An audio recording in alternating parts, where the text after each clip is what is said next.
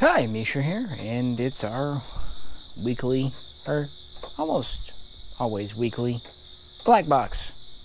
And it's the autumn full moon, or the harvest moon, as it's kind of traditionally called. Yeah, crazy time. But anyway, no real topics on mind. It's been a week. In some ways, it does feel like it has been a long week. It went by, and that's about it. There hasn't been a lot in the gun world to talk about. There have been a few new things in the model world, especially from Eaglemoss. Some neat stuff there that we can talk. And I can talk about some family stuff and personal stuff and upcoming Mishaco channel stuff. So with that, we'll just get on in. I guess we'll talk about my week. A week ago, last Sunday, went down to my hometown. Originally, I had been planning to actually go down for 3 or 4 days and deal with some moving stuff and sorting stuff, but really wasn't feeling up to it. And even though it's September, it was hot. It still is warm, but this week at least it's been in the mid to upper 80s. Last week it was low to mid 90s, so just wasn't the time, the weather to be out in storage buildings and all that, going through things. Still went down on Sunday, and it kind of has to do with the fact that we're getting on towards hunting season here in Arkansas. It will be bow and black powder season coming in October, and then of course squirrel, and then it'll be rifle season for white-tailed deer in November. But my mother was ready for us to go through my father's hunting stuff. He was a very big hunter. That was his kind of main thing. He loved being out, and I don't mean just get up in the morning from home. No, he would go out for days and hunt from the cabin, and he would do it virtually every weekend from November and December. He would also go out there in the summer to fish and that kind of thing. He was just an outdoorsman. Anyway, he had a bunch of hunting stuff, including maybe 10 hunting guns, some rifles, shotguns. He had a couple of handguns, both revolvers.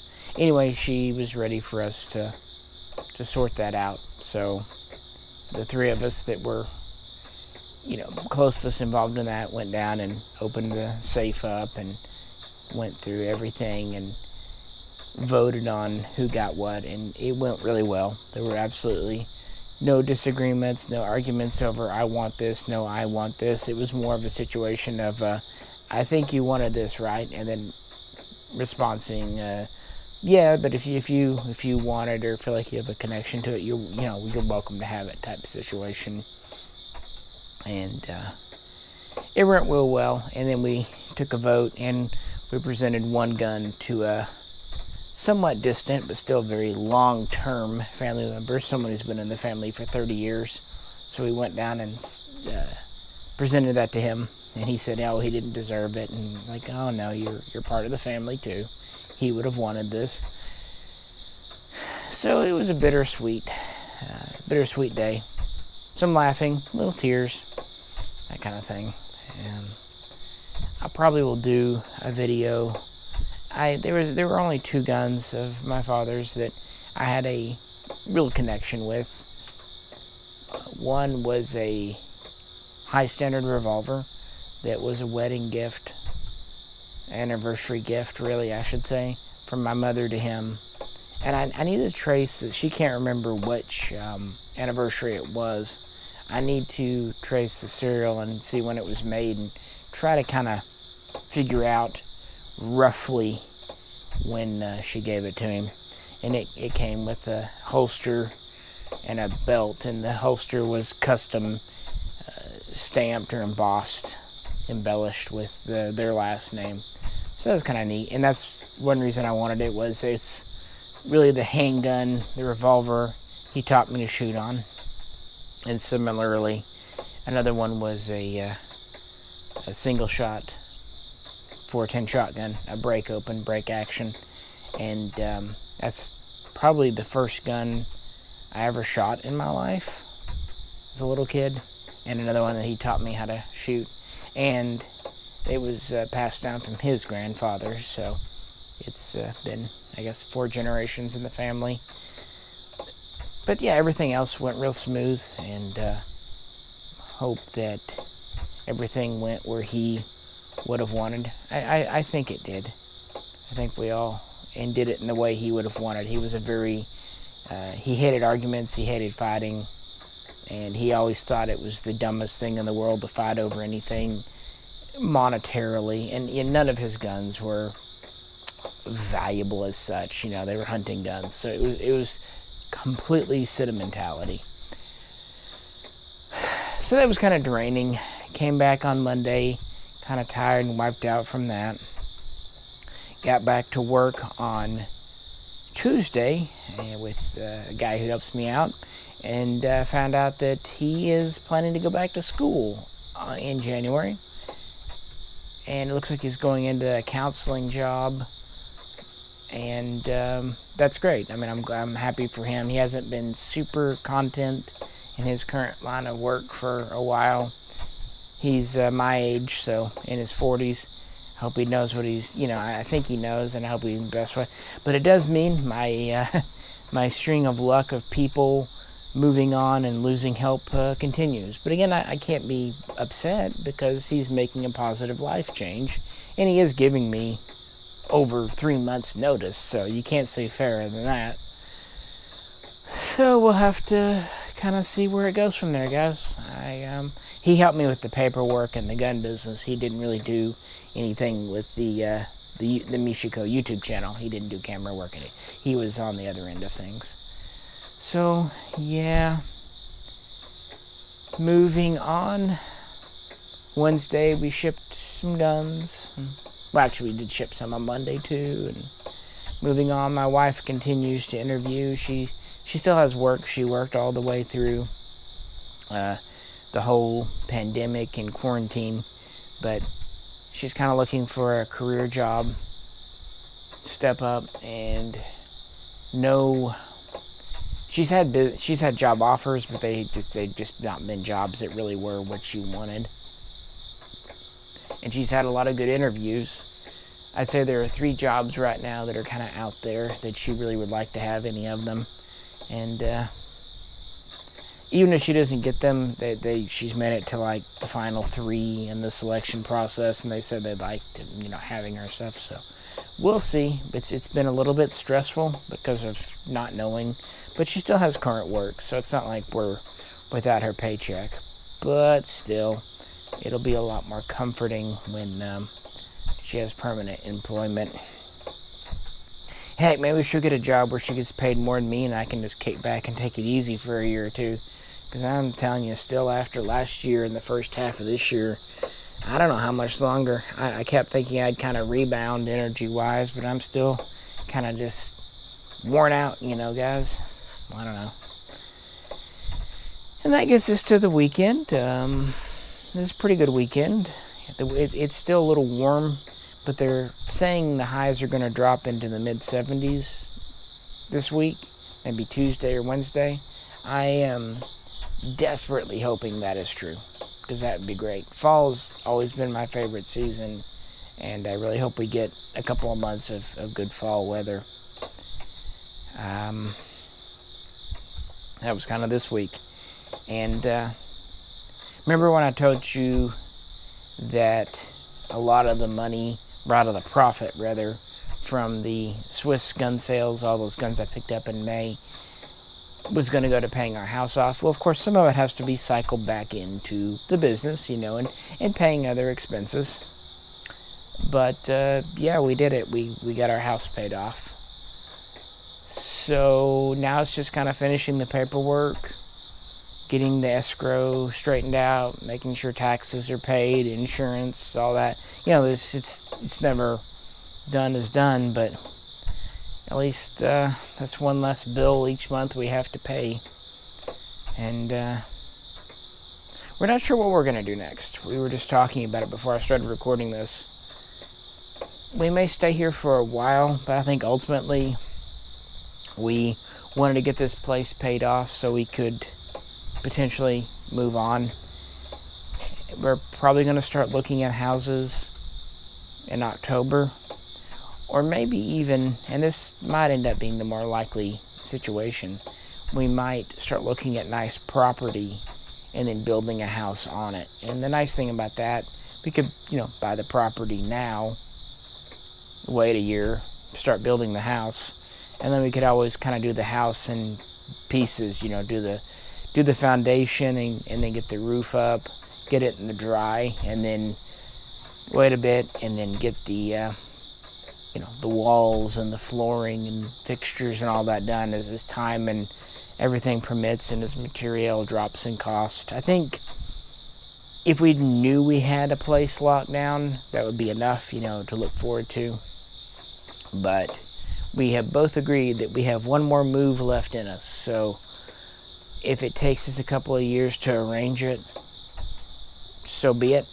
In our area, in Northwest Arkansas, the property we have here now in the city, it'll do fine on the market. So that's another thing. It's a good time to sell what we have, make a little money, buy a place outside of town. It'd be wonderful if I could find a place right outside the city limits with enough acreage and safe acreage to at least set up a pistol range on, if not a .308 long rifle range. But we'll see. There are possibilities, but that'll come. I think right now we're just, there's so much else going on with the wife and her job, and it would be nice just to enjoy being debt free for a while. Because if we buy property or build a house or even buy another house, obviously we'll have to go back into a bank loan, a debt, a mortgage again, which, it'll be worth it, but might be nice to enjoy for a year not having that, hanging over your head. Time will tell, but at least that mission is accomplished. It's, the Swiss guns sold really well, and they started to peter out in August, but the gun market always slows in August. But here into September, mid-September, kind of after Labor Day, the market did pick up again. Maybe not as crazy high as it was 6 months ago, but a noticeable uptick of maybe 10 to 15%. So, yeah, we'll see.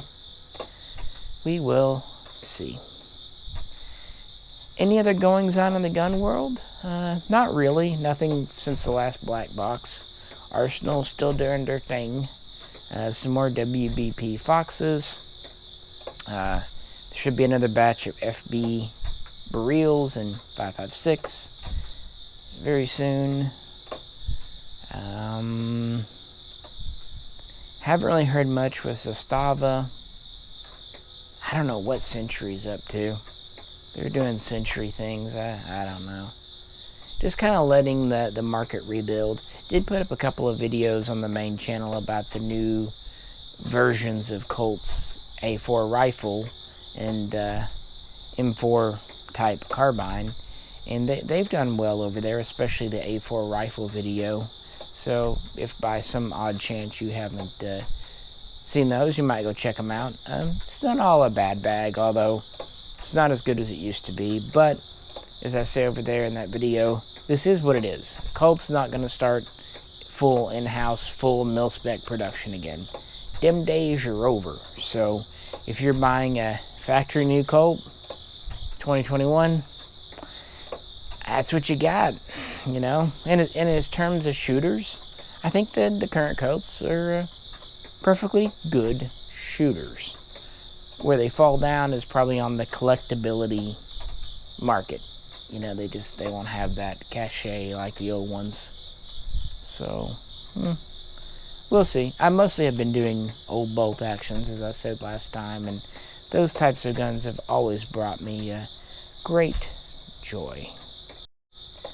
So what about models? Anyone following this channel, I've done 11 parts now looking at Russian aircraft.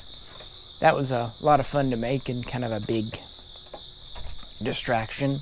Finally got to do that Air Force One and Hobby Master Sukhoi Su-57 Felon review, looking at both their 172 scale diecasts. So let me know which one of those you think is better and why.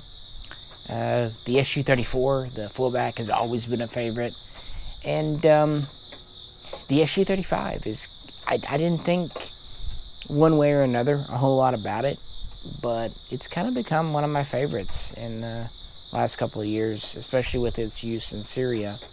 Kind of shown that it's not just a flash in the pan. I think when it first came out, I thought, oh yeah, it's just an Su-27 with a thrust vectoring and, you know, woohoo. But no, it's really proving itself to be a very good late fourth generation aircraft. It reminds me a lot of the FA-18 Super Hornet, the E and the F in America.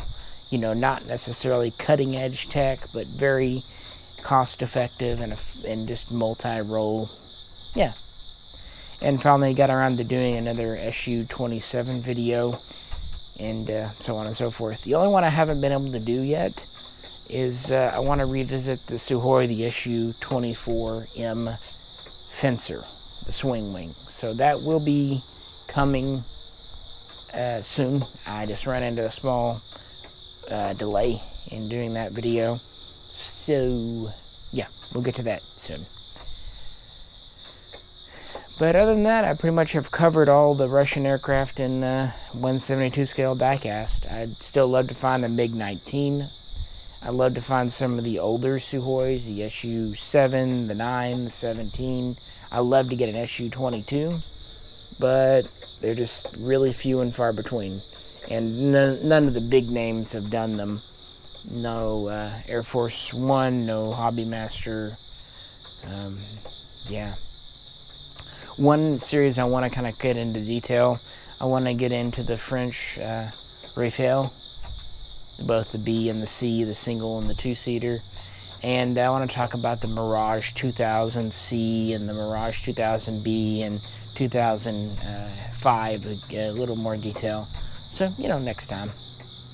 And I did a video, although it's not published yet, on Israeli Air Force F-16s, because Israel has used pretty much every generation of F-16 since the very beginning, like you know, Block 10 and Block 15 A's and B's, and through the Block 30 and 40 C's and D's, all the way through the new Block 50, 52 F-16Is. So, and I have a kind of a special part of that about a couple of the Israeli pilots. So I'll probably put that out pretty soon. But that was one that was really fun to do. In other model news, I really hope Eaglemoss starts shipping soon, because they've released pre-orders on some really cool items. As a lot of people have commented, they are doing the Galactica, the Battlestar Galactica itself, from Blood and Chrome. So the one with the armor plating and just kind of pimped up for the war. So I am extremely excited about that. Anytime there's a new Battlestar model, I really get excited, and that'll join the new Osiris and the Loki ships. So we're going to get quite a colonial fleet built up. I really wish they would do some more of the civilian ships, but instead of doing them in the full size, 8 to 10 inch line, I think it'd be kind of neat if they did a set. Once in a blue moon, Eaglemoss will do sets like the Star Trek shuttlecraft set, which has 4 mini pieces, and they're about 2 to 3 inches each. I think it would be neat if they did a civilian fleet, ragtag fleet set, and they could do 3 to 4 pieces per set, and do them in a smaller scale. Well, not scale, but smaller size, 3 to 4 inches, and that would look really cool next to the 8-9 inch Galactica. What do you think? And then that means they could do several sets, 3 or 4, and you could really build up a ragtag fleet to set up with your Galactica. But I just don't like the idea of doing individual civilian ships that will cost $60 each. For one thing, I want them to kind of, if not be perfectly in scale with Galactica, that might be difficult, but to kind of look right, you know what I mean? Be noticeably smaller. So that's my solution. What do you think? Other things from Eaglemoss. I like to think they listened to me. I know they didn't, but I like to think they did. They are doing a new shuttlecraft set for Star Trek. It's set number 8. You know, at first I thought the shuttlecraft sets were a ripoff. But you know what? My shuttles, they're just so cool. I really enjoy them. I couldn't tell you why. Well, the first 7 sets were all Starfleet, or at least all Federation. 6 of them from the Prime Universe, 1 of them from Kelvin. With set 8, they did what I thought would be a good idea a long time ago. They're doing alien ships. If memory serves, 1 shuttle is the Vulcan shuttle. 1 is a Klingon shuttle, which is the one I'm most excited for. 1 of them is the Xindi insectoid shuttle, which is pretty prominently featured in a couple episodes of Enterprise. So that's cool. And probably one I bet a lot of people will be excited for is a Quark's shuttle, the one that went back to Roswell in Deep Space Nine. So I think they picked 4 very cool alien ships to do. Now that they're doing aliens for set 9, I really, really, really want them to do the Scorpion fighter from the Remans or the Romulans, whatever, from Nemesis. That definitely, I think, should be one that they do if they're covering alien shuttles. From there's other alien shuttles, especially if they want to get into Delta Quadrant things. But yeah, I don't know. What do you think? There's another Ferengi shuttle, if memory serves, and there's also the Kardashian shuttle, although that's basically a Hideki with different colorings. So yeah, so that's what they're doing there. Another neat release, one I was really disappointed that they didn't do in the main collection when they ended at issue 180. They're doing the Kazon Predator class. That is the cruiser, the carrier ship. We've already had 1 Kazon ship, which I think is really cool in the collection, which is more of the smaller destroyer size.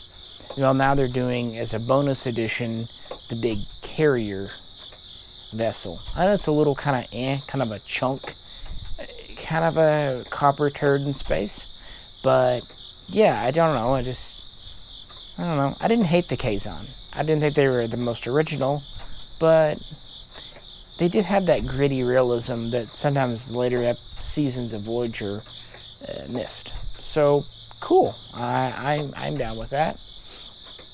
I definitely will pre-order that one.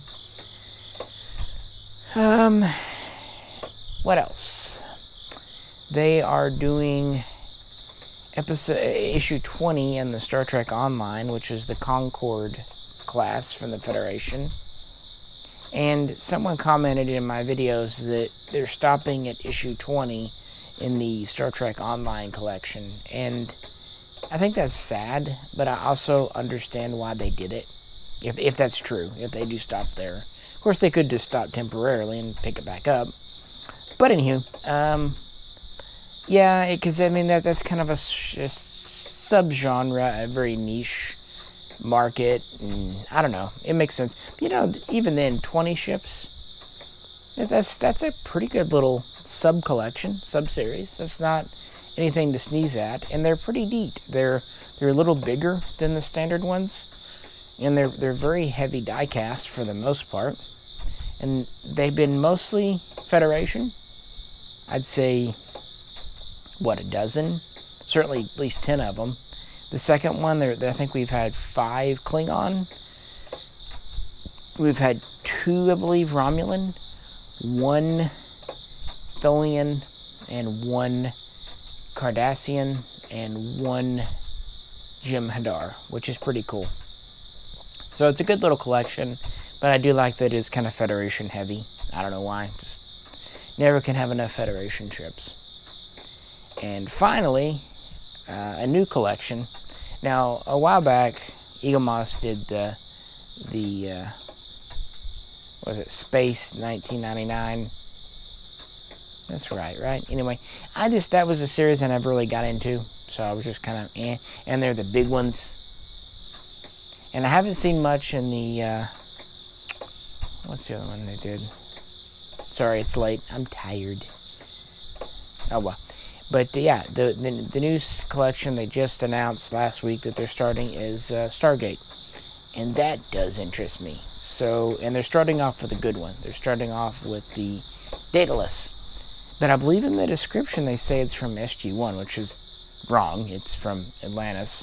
But either way, that's a good one to start with. You know, Prometheus, they got to do Prometheus eventually. But Daedalus, yeah, is kind of the most iconic ship. It was in pretty much all of Atlantis, at least from Season 2 onwards. And it's kind of a sleeker design. I'm sure they'll do the F303. I like them to do the X301, and of course all of them. They'll probably do the Gould ships, and that's good. But the Gould ships, while neat, have never super duper interested me. Although a Death Glider would be cool. I also am looking forward to the Asgard ships. I'd really like to get my hands on those.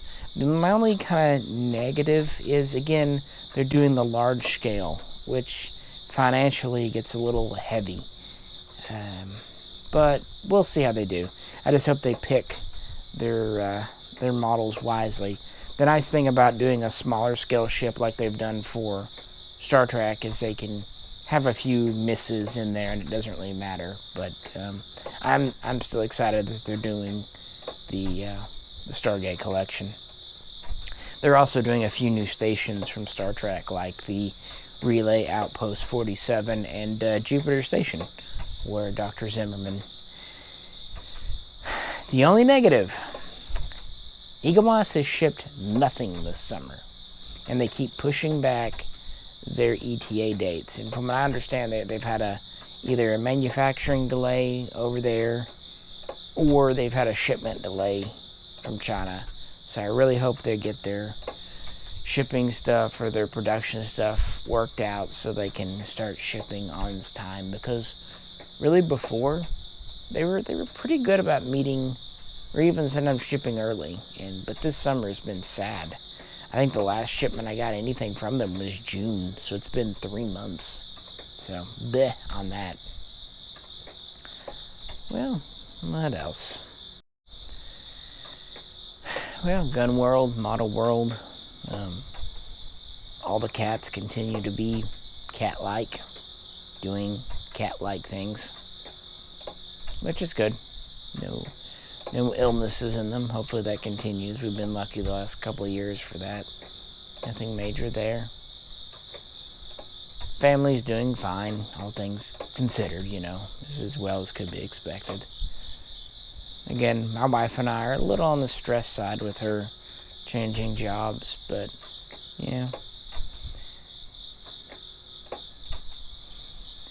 just looking forward to fall, even looking forward to winter.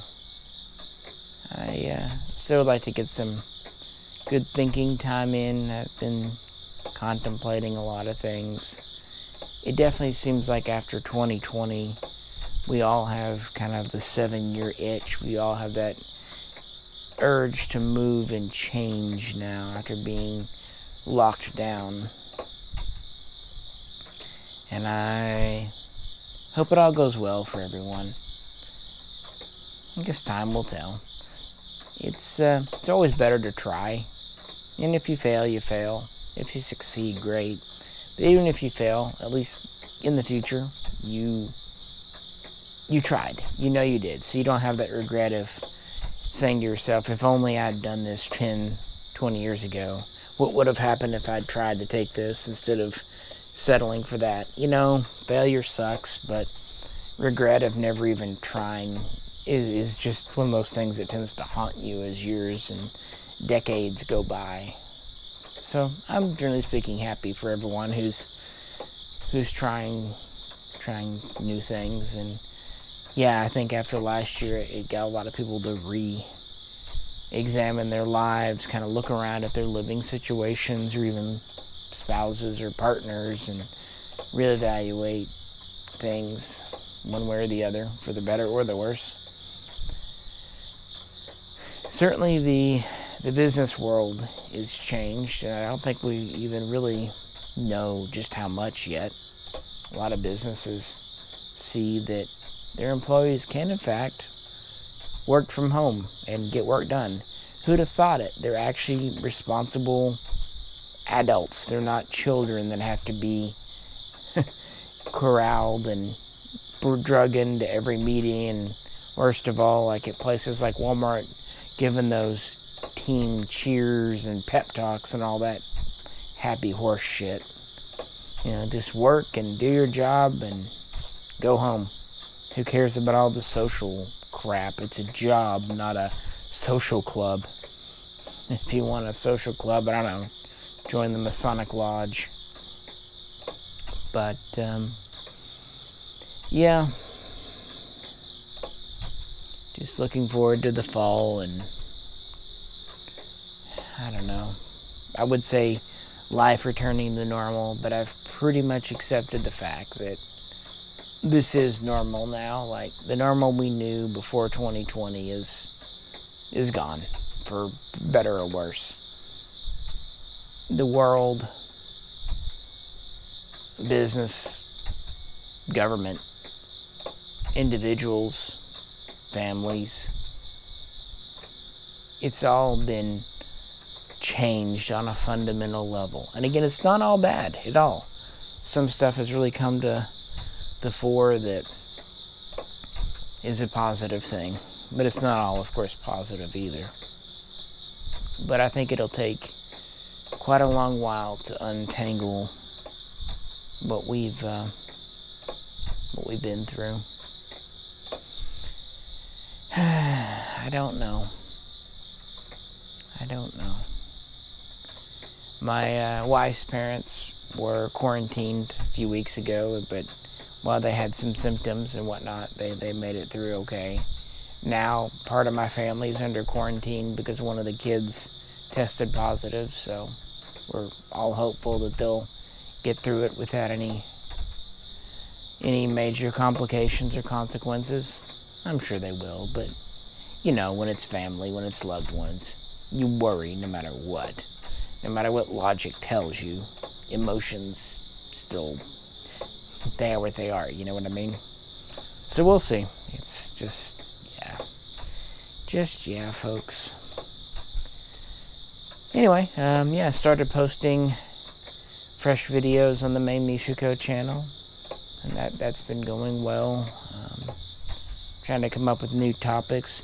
It is a little difficult when there aren't a ton of new guns on the market, but you can always revisit old favorites and classics, and there's always new fun projects for changing things up and all that good stuff. So it's all good. But yeah, just giving you a Blackbox this here Sunday. I don't hear anyone howling at the moon out there, do you? I noticed today that there were fewer birds in the sky, so I guess they're starting to fly south already. Which as they should. It's, the 19th? Yeah, the 19th of September, so we're getting extremely close to the equinox. Yeah. Can't believe this year is already 3/4 over, guys, or at least very close to it. It's been one hell of a year already. Again, some good. It wasn't all bad. But it's kind of sedentary and relatively uneventful as 2020 was, 2021 has certainly made up for it. It certainly brings up the old Chinese curse of may you live in interesting times. Kind of exemplifies why that was a curse. But, yeah, just hoping get a little more rest in over the season, get out to the cabin a bit more, spend some more time with family, and hopefully get some cool new models from Eaglemoss and 1 or 2 cool new guns. That'd be nice. The NRA show was canceled, as you know, last time, and I would imagine that SHOT Show will be canceled.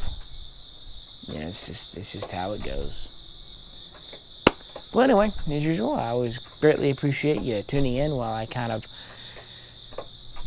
decompress with these black boxes, unravel my thoughts to some extent, my ramblings, if you will. As always, feel free to talk about your weeks and any new models or guns or anything like that you picked up, any new kittens or puppies in the family. I don't know. For those of you going to school in college, you get back to school yet? How's that going? Or if you've got kids going, how's that been going? What a weird, weird world, huh, guys? With that said, if you could, please do like, share, and subscribe. This is Misha, and I'll catch you very soon next time.